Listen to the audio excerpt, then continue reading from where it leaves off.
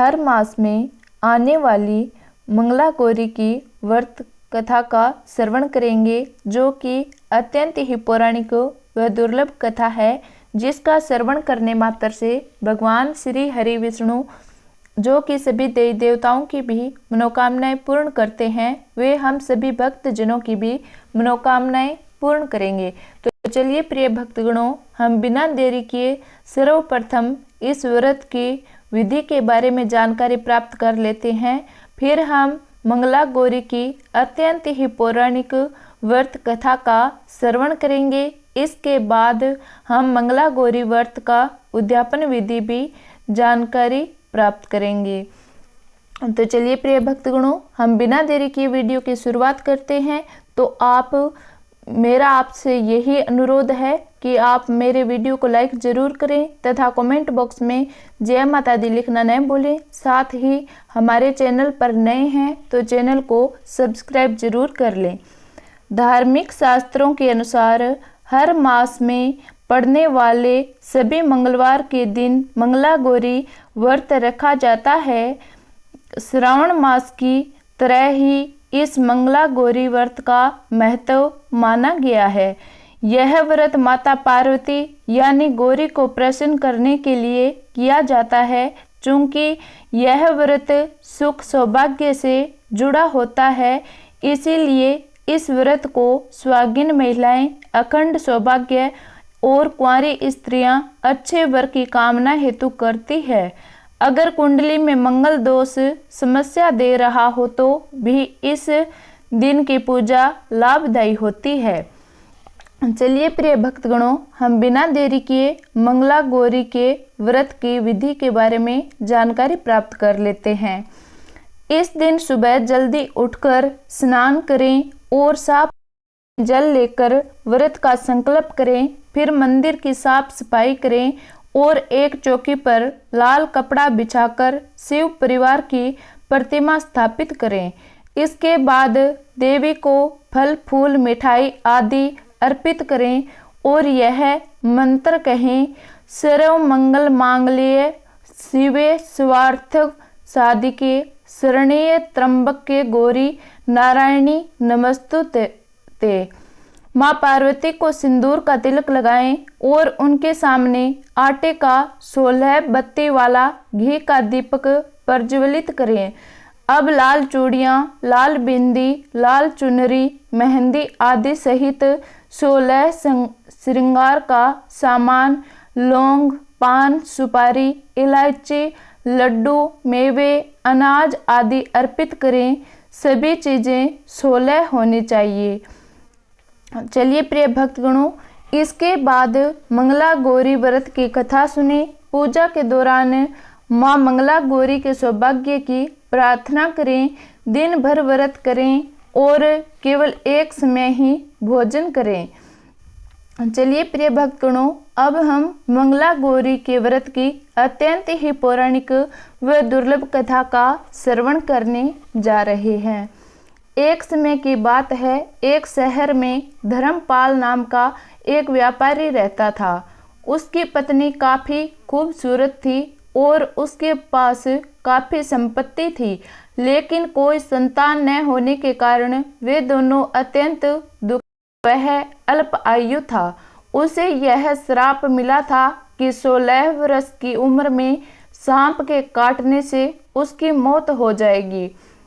संयोग से उसकी शादी 16 वर्ष से पहले ही एक युवती से हुई, जिसकी माता मंगला गौरी व्रत किया करती थी। परिणाम स्वरूप उसने अपनी पुत्री के लिए एक ऐसे सुखी जीवन का आशीर्वाद प्राप्त किया था, जिसके कारण वह कभी विधवा नहीं हो सकती थी। इस वजह से धर्मपाल के पुत्र ने 100 साल की लंबी आयु प्राप्त की। इस कारण से सभी नवविवाहित महिलाएं इस पूजा को करती है तथा मंगला गौरी व्रत का पालन करती है तथा अपने लिए एक लंबी, सुखी तथा स्थायी वैवाहिक जीवन की कामना करती है। जो महिला इस मंगला गौरी व्रत का पालन नहीं कर सकती, उस महिला को श्री मंगला गौरी पूजा को तो कम से कम करना ही चाहिए। इस कथा को सुनने के पश्चात विवाहित महिला अपनी सास एवं ननंद को 16 लड्डू देती है। इसके उपरांत वे यही प्रसाद ब्राह्मण को भी ग्रहण करती है। इस विधि से पूरा करने के बाद व्रती देवी की आरती करती हैं। व्रत के दूसरे दिन बुधवार को देवी मंगला गौरी की प्रतिमा नदी अथवा पोखर में विसर्जित किया जाता है। अंत में मां गौरी के सामने हाथ जोड़कर अपने समस्त अपराधों के लिए एवं पूजा में हुई त्रुटियों के लिए क्षमा अवश्य मांगे। इस व्रत एवं पूजा के अनुष्ठान को परिवार की खुशी के लिए लगातार 5 वर्षों तक किया जाता है। अतः इस मंगला गौरी व्रत को नियमानुसार करने से प्रत्येक व्यक्ति के वैवाहिक जीवन में सुख की बढ़ोतरी होती है तथा पुत्र पौत्र आदि की प्राप्ति एवं पुत्र पौत्र आदि का जीवन भी सुखपूर्वक व्यतीत होता है। ऐसी इस मंगला गौरी व्रत की महिमा वर्णित की जाती है। कथा के पश्चात शिव पार्वती जी की आरती और चालीसा करें। चलिए प्रिय भक्तगणों, अब हम मंगला गौरी व्रत की उद्यापन विधि के बारे में जानकारी प्राप्त कर लेते हैं। कोई भी व्रत बिना उद्यापन विधि करे बिना अधूरा ही रहता है, इसीलिए व्रत पूरे होने पर उद्यापन अवश्य करें। मंगला गौरी व्रत का उद्यापन गठजोड़े में करना अति उत्तम माना जाता है। चूँकि मंगला गौरी व्रत सावन के महीने में रखा जाता है, इसीलिए इसका उद्यापन भी सावन में ही करना चाहिए। आप सावन माह के शुक्ल पक्ष में इसका उद्यापन कर सकते हैं। 16 मंगला गौरी व्रत रखने के बाद आप 17वें या 20 मंगला गौरी व्रत रखने के बाद 21वें सावन शुक्ल पक्ष के मंगलवार के दिन इसका उद्यापन कर सकते हैं। यानी 4 साल तक सावन माह के 16 या 20 मंगलवार का व्रत रखने के बाद व्रत का उद्यापन सावन शुक्ल पक्ष के किसी भी मंगलवार को किसी पंडित या पुरोहित के सानिध्य में करना चाहिए। मंगला गौरी व्रत के उद्यापन वाले दिन आप सुबह जल्दी उठकर स्नान आदि करें और लाल रंग के वस्त्र पहनें। उद्यापन वाले दिन भी व्रत रखें और गठजोड़े में पूजा करें। एक लकड़ी की चौकी स्थापित करें और इसके चारों ओर केले के पत्ते को बांध दें। अब कलश स्थापना करें, मूर्ति स्थापित करें। माँ को सुहाग का सामान, वस्त्र, नथ आदि चढ़ाकर हमेशा की तरह विधि विधान से पूरे परिवार सहित पूजा और हवन करें।